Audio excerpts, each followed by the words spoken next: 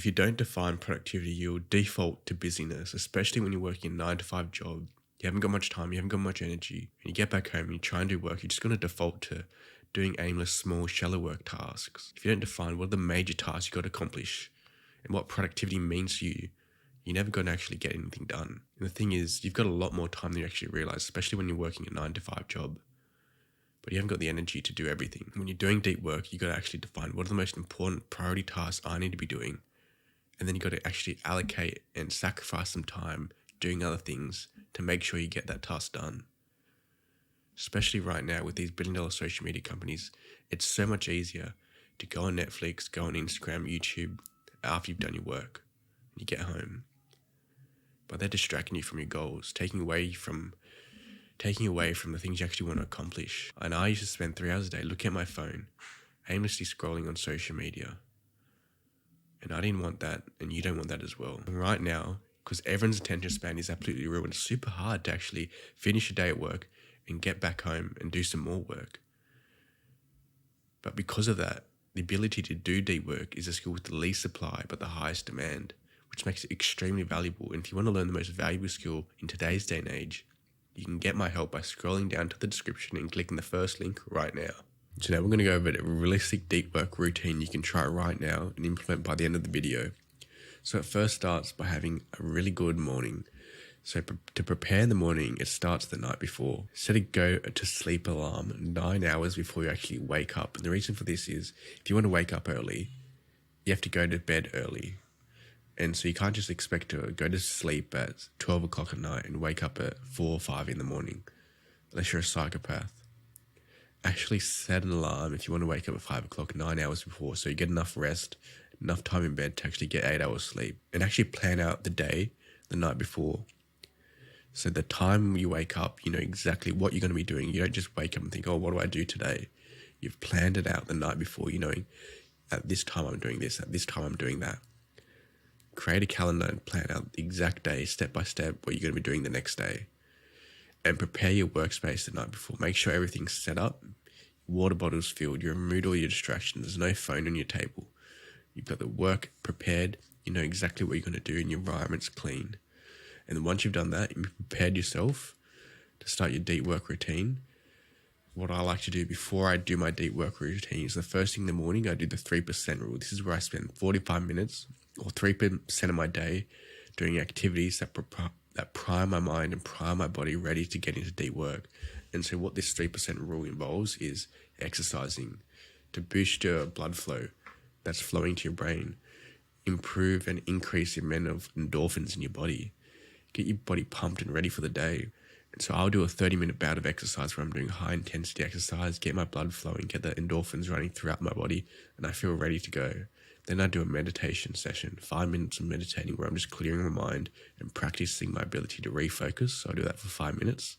Then I'll journal. So I'll clear out the clutter, all the to-do lists, everything that's on my mind. I'll write it down and get it out of my mind so my mind's clear.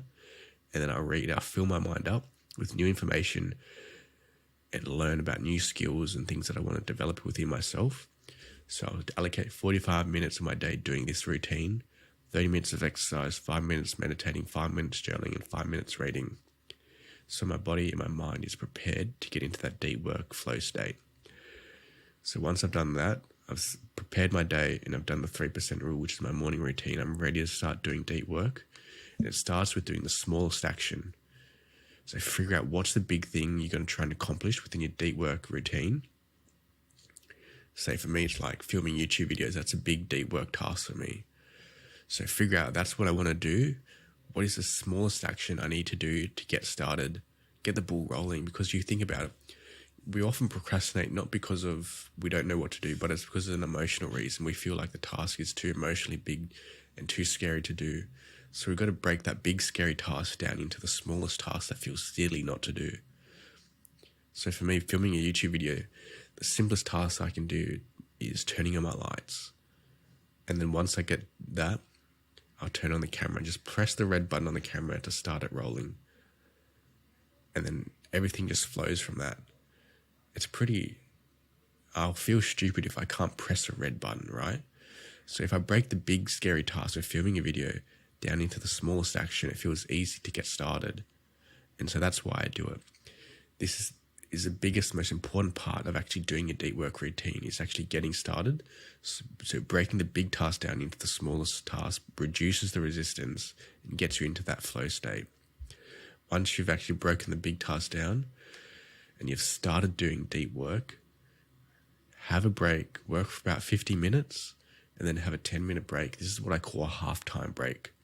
This is where you're doing deep focused work for a long period of time, but then you have a half-time break where you just relax, don't go on your phone, but you just look outside, go for a bit of a walk, have something to eat or drink, and then go back and do another deep work session. And if you think about it, every single athlete, whenever they go to game day and they're doing an extreme amount of intense work or physical activity, they always have a half-time break.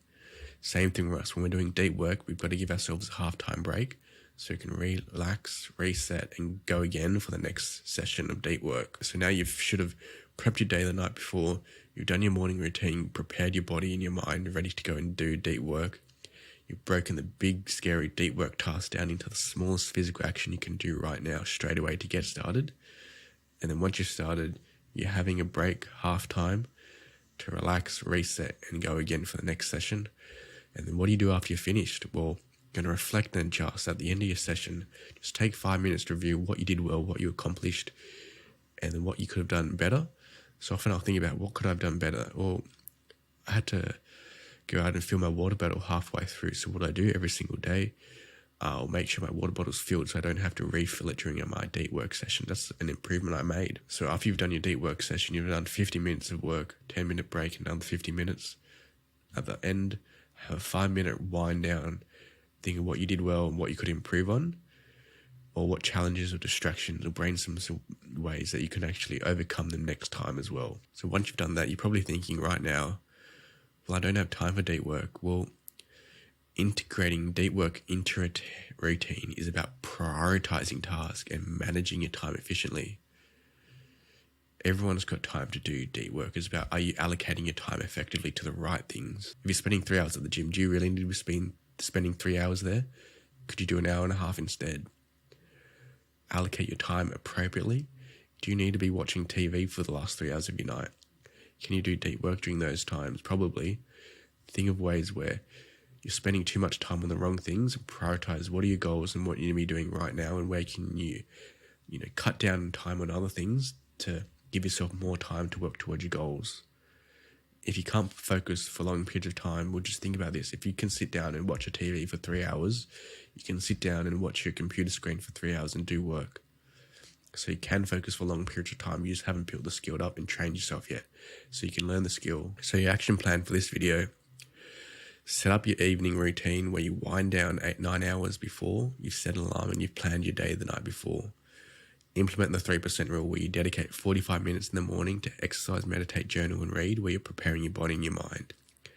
Then kickstart your session with a small task. Don't focus on the big scary tasks. Focus on what's one smallest action I can do right now. That's so small it feels stupid not doing it. Then schedule breaks. We work for 50 minutes and then have a 10-minute break. Half-time breaks are super important for athletes, super important for deep workers as well. And reflect and improve. After you've done your deep work session, just think about for 5 minutes, what did I accomplish? What could I have improved next time? And then try and think of ways you can overcome the challenges that you face during your session. Now, if you want help making 3 hours of deep work a daily habit and learn the most valuable skill in today's day and age, which is your ability to do deep work. And the reason it's super valuable is because right now everyone's attention span is fried and ruined because of social media and content. And because of that, the skill of deep work is in low supply, but it's in high demand, which makes it extremely valuable. So if you want to learn the most valuable skill in today's day and age and get my help learning that skill, scroll down to the description and click the first link right now.